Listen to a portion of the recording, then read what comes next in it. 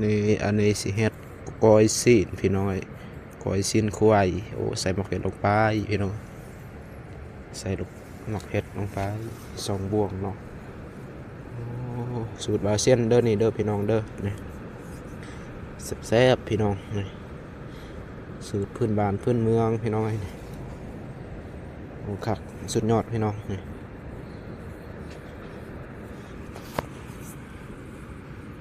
ใส่ผงชูรสลงไปพี่น้องใส่ผงชูรสใส่เกลือลงไปเกลือ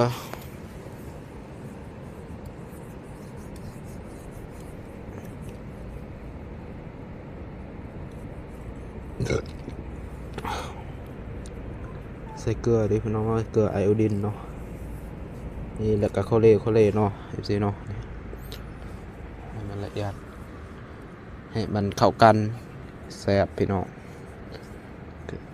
อันนี้ก็ถือว่าสุดยอดพี่น้องเลยสุดยอดจากซีมือของบาวเซนเดอร์เซนแนลพี่น้องเลย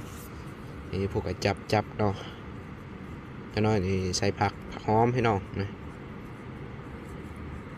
ตอนนี้ก็กำลังบาวเซนเฮ็ดอันนี้เนาะพี่น้องก็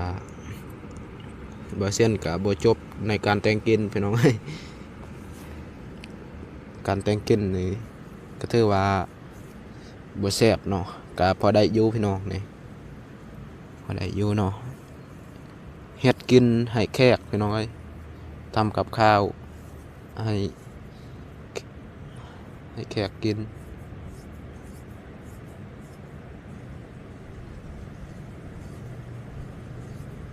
ตอนรับแขกเนาะรับแขกอยู่เฮือนอันนั้นพี่น้องของบาวเซียนเองเด้อพี่น้องเด้อ